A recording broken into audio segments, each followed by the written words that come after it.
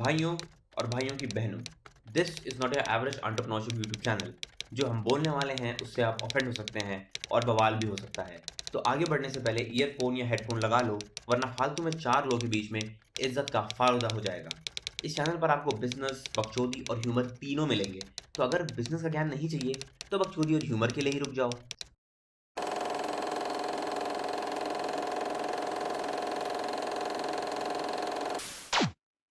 तो आज की वीडियो को शुरू करते हैं, जिसमें हम बात करेंगे about the 7 ways to raise funding. So let's begin.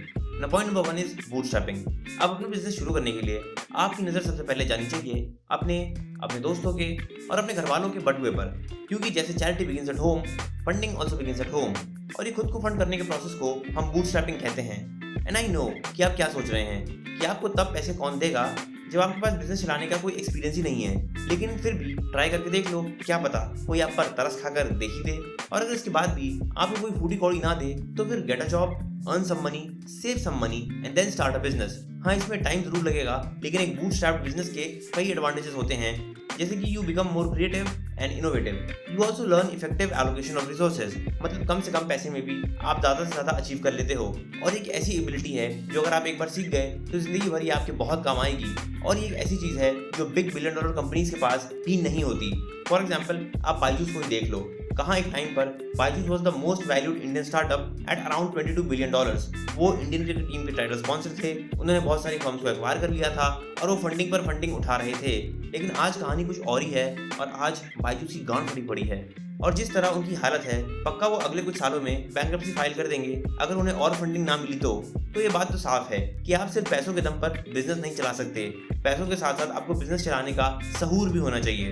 तो अगर फंडिंग नहीं मिल रही तो कोई बात नहीं, आप अपने बिजनेस को बूटस्ट्रैप करके छोटे से शुरू करो।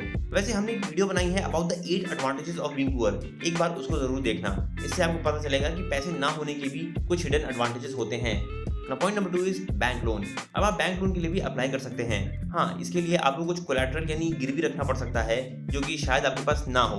और बैंक से लोन मिलना भी काफी मुश्किल होता है, क्योंकि इसके लिए आपको एक स्ट्रॉन्ग बैलेंस शीट दिखानी पड़ती है और आपके फाइनेंशियल्स भी काफी स्ट्रॉन्ग होने चाहिए। तो अगर आपका business already up and running है तो लोन मिलना फिर भी आसान है। लेकिन अगर आप बिल्कुल स्क्रैच से बिजनेस शुरू कर रहे हो तो हो सकता है कि बैंक मैनेजर आपको अपने कैबिन में घुसने ही ना दे। अब आप कहेंगे कि तुम्हें कैसे पता कि बैंक मैनेजर घुसने ही नहीं देगा। वेल, कुछ बातें राज ही रहने दी जाएं तो ही अच्छा है। अब अगर आप लोन सिक्योर करना चाहते हो तो फिर बेस्ट यही होगा कि आप किसी गवर्नमेंट स्कीम का फायदा उठाएं, जहां पर नए नवेले एंटरप्रेन्योर्स को कम इंटरेस्ट पर भी लोन मिलता है। ऐसी बहुत सी गवर्नमेंट स्कीम्स हैं जो प्रॉमिस करती हैं कि वो बिना किसी कोलैटरल के भी बिजनेस लोन्स देंगी। ऑल्दो रियलिटी कुछ और ही है, क्योंकि ज्यादातर लोगों को बिजनेस लोन नहीं मिलता, और जिनको मिलता भी है उनको इतना कम मिलता है कि आप उससे सिर्फ एक ठेला ही लगा सकते हो, विच इज नॉट बैड। लेकिन क्या ये आपको करना है? और इसीलिए अपने बिजनेस को बूटस्ट्रैप करना ही बेटर है। लेकिन बैंक लोन के अपने फायदे हैं, क्योंकि इसमें भले ही आपको इंटरेस्ट देना पड़ता है, लेकिन आपको अपनी इक्विटी कभी डाइल्यूट नहीं करनी पड़ती। तो अगर आप 5-10 लाख का लोन भी लेते हैं फिर भी you own 100% of your own business. Point number 3 is crowd funding. अब बहुत से ऑनलाइन प्लेटफॉर्म्स हैं, जैसे कि कैटो या फिर मिलाप, जहां पर कोई भी अप्लाई कर सकता है और आप भी अप्लाई कर सकते हो। और अगर बहुत से लोग थोड़े थोड़े पैसे भी डोनेट करें तो एक बहुत बड़ा अमाउंट बन जाता है, जो कि इतना तो होगा ही कि उससे आप अपना बिजनेस शुरू कर लो। लेकिन इसके होने के चांसेस स्लिम टू नन होते हैं, क्योंकि इंडिया में क्राउड फंडिंग ज्यादातर इमोशनल कैंपेन्स के लिए यूज होती है, जैसे कि कोई पेशेंट जो कैंसर से मर रहा हो और उसकी फैमिली के पास पैसे ना हो तो वो क्राउड फंडिंग का सहारा लेते हैं। लेकिन ट्राई करने में आपका क्या ही जाता है, क्या पता कुछ लोग मिलकर आपकी नहीं पारी लगा दें। Point number 4 is incubators and एक्सीलरेटर्स।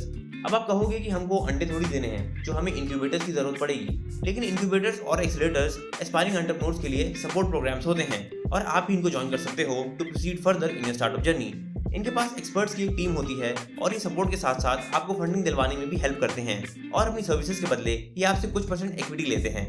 बस एक छोटी सी प्रॉब्लम है कि एक्सीलरेटर्स और इंक्यूबेटर्स सारे शहरों में नहीं होते और ये सिर्फ बड़े बड़े मेट्रो सिटीज में ही पाए जाते हैं। लेकिन फिर भी आप एक बार ऑनलाइन चेक कर लो, क्या पता आपके शहर में भी कोई ऐसा प्रोग्राम हो और उसके लिए आप एलिजिबल भी हो।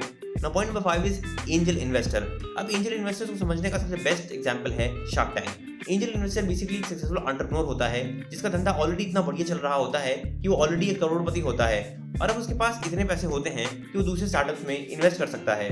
और अगर उसको किसी यंग एंड एस्पायरिंग एंटरप्रेन्योर का आइडिया प्रॉमिसिंग लगता है तो वो उसमें पैसों के साथ साथ अपना एक्सपीरियंस और एक्सपर्टीज भी इन्वेस्ट करता है और कभी कभी वो आपके मेंटोर का रोल भी निभाता है। Point number 6 is venture capital slash private equity firms.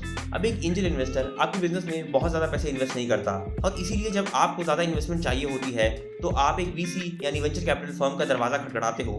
In firms को प्राइवेट इक्विटी फर्म्स भी कहते हैं और ये छोटी अमाउंट में फंडिंग नहीं करते। एंटरप्रेन्योर्स इनके पास तब जाते हैं जब उनको करोड़ों में फंडिंग चाहिए होती है। ये कंपनीज खुद बहुत सारे इन्वेस्टर्स से पैसे रेज करती हैं और फिर बहुत से अप एंड कमिंग स्टार्टअप में इन्वेस्ट करती हैं, थोड़ा प्रॉफिट खुद रखती हैं और बाकी का प्रॉफिट अपने इन्वेस्टर्स को रिटर्न कर देती हैं, sort of like mutual funds, लेकिन सिर्फ बड़े बड़े अमीर सेठों के लिए।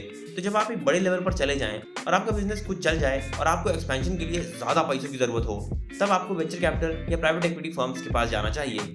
Now the last and 7th point is IPO।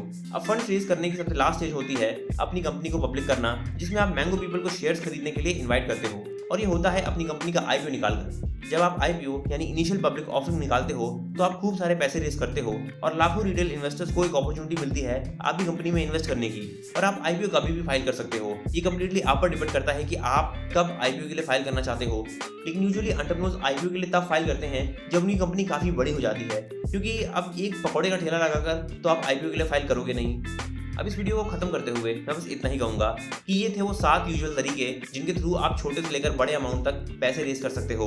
And I wish you all the very best कि जब आप भी अपना बिजनेस शुरू करें तो इनमें से किसी ना किसी तरीके से आपको फंडिंग मिल ही जाए। अब अगर आपको ये वीडियो पसंद आई तो आप इसको लाइक कर सकते हो, अगर आपके कुछ सुझाव हैं तो फिर आप कमेंट कर सकते हो, अगर आप किसी को एजुकेट करना चाहें तो उसके साथ ये वीडियो प्लीज शेयर करो और अगर आपको हमारा चैनल पसंद आया तो फिर आप इसको सब्सक्राइब भी कर सकते हो। और अगर आपने वीडियो यहाँ तक देखी तो भैया थैंक यू। हम मिलते हैं आपसे अपनी अगली वीडियो में। Till then take care, goodbye and stay tuned.